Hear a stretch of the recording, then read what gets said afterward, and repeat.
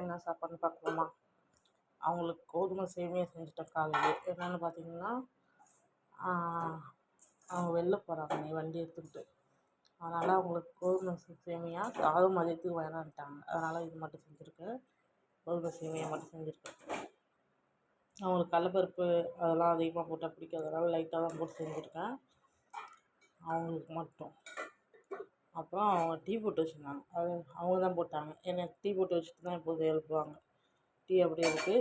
அப்புறம் நைட்டு வச்ச உருளைக்கிழங்கு குருமா இருந்துச்சு. கொஞ்சமாக இருந்து ஏன் வீணாக்கும் அப்படின்னு சொல்லிட்டு சூப்பராக இருந்துச்சு. நான் தான் வச்சேன். உங்களுக்கு ரெசிபி வேணா சொல்லுங்கள், ஷேர் பண்ணுறேன். அதை வச்சு சூடு பண்ணி வச்சுருக்கேன். ஆவி பறக்குது பாருங்கள். அது அவங்களுக்கு அவ்வளோதான். இன்றைக்கி வீட்டில் இது நல்ல தண்ணி பிடிச்சி வச்சது. அடியில் உள்ளது வீணாக போன வேஸ்ட்டு இது.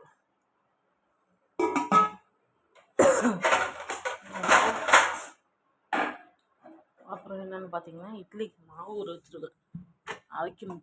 இப்போ பாப்பா தூங்கிட்டு இருக்கா. அந்த கேப்பில் இதை அரைச்சிடலாம் அப்படின்னு ஊற வச்சுருக்கேன். இதை அரைக்கணும்.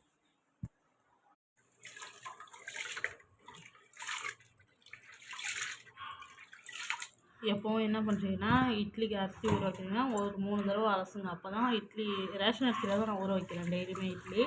அது வந்து வெள்ளையாக இருக்கும். ரேஷன் அரிசி மாதிரி தெரியாது. நான் உங்களுக்கு மாவு அரைச்சி ஊறினதுக்கப்புறம் காட்டுற பாருங்க, சூப்பராக இருக்கும். நீங்கள் இதே மாதிரி பண்ணுங்கள் நான் சொல்கிற மெத்தடில். எப்போவுமே அரிசி கூட கொஞ்சம் வெந்தயம் போட்டுருங்க. அது நல்லா வெள்ளையாக எப்படி இருக்கு பாருங்க கலந்துக்கப்பாங்க. அப்படியே அரைக்க போட்டுடலாம். அவள் தூங்குற கேப்லேயே எடுத்துடலாம். கிட்டக்கிட்ட அரைச்சிடலாம். 9 மணிக்கெல்லாம் முடிச்சிடலாம். அவள் 11 மணிக்கெலாம் தூங்கிடுவாள் இல்லைங்களா? அதனால் அப்படியே கொஞ்சம் குயிக்காக முடிக்கும்.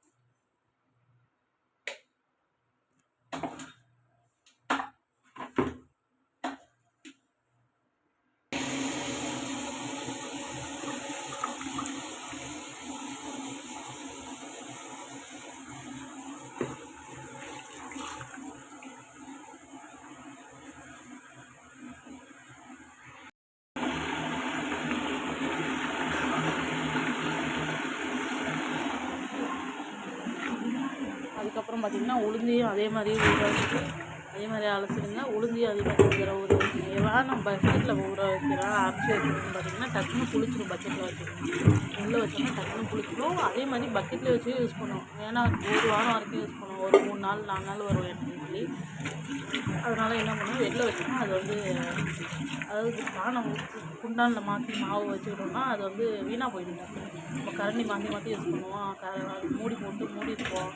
அது அப்படியே பக்கெட்டில் வச்சோம்னா அப்பப்போ தேவைக்கு ஒரு கிண்ணத்தில் எடுத்து யூஸ் பண்ணிக்கலாம். அப்படியே வச்சிடலாம். அதனால அது மாதிரி தான் யூஸ் பண்ணுவேன். நீங்களும் அதே மெத்தட் ஃபாலோ பண்ணி பாருங்கள், ட்ரை பண்ணுங்கள்.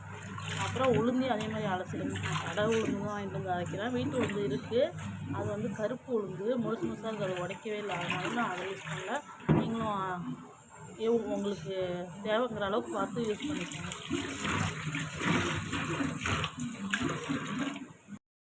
கைப்புள்ள என்ன பண்ணிட்டாரு, காலையில் ஏஞ்சிட்டோடனே அவங்க அப்பாவை பார்த்து விளையாண்டுட்டு அவங்க அப்பா என்ன பண்ணிட்டாரு, துண்டை எடுத்து தலையில் போட்டார். இப்படி கழுத்தில் போட்டு விட்டார். கைப்புள்ள உட்காந்துட்டு பாடம் பாடுறாங்கிற மாதிரி அவங்க அப்பாக்கிட்ட கொஞ்ச நேரம் விளையாண்டுட்டு, அவங்க அப்பாவுக்கு வந்து பாப்பா விட்டுட்டு வேலைக்கு போய் மனசு இல்லை. என்ன பண்ணுறது, வேலைக்கு போய் தானே ஆகணும்.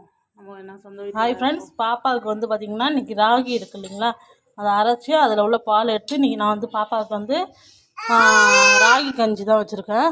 பாருங்கள் எவ்வளோ சூப்பராக இருக்குது பாருங்கள். அப்படியே வழன்னு இந்த பால் எடுத்து கொஞ்சம் தான் எடுத்தேன். அதில் இவ்வளோ கணம் வந்திருக்கு. நீங்களும் உங்கள் பேபிக்கு கொடுங்க.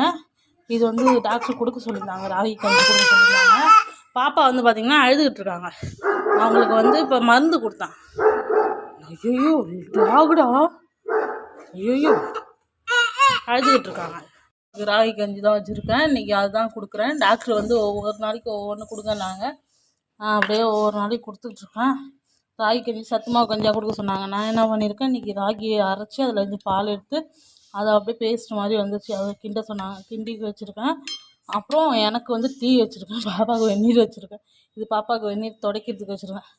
அவங்க என்ன பண்ணிட்டாங்கன்னு பார்த்தீங்கன்னா, இங்கே பாருங்கள், சாப்பிடாம கீழே இங்கே உட்காந்துட்டு விளையாடுறாங்க. இந்த சேரில் உட்கார வச்சுருந்தா உட்கார மாட்டாங்க.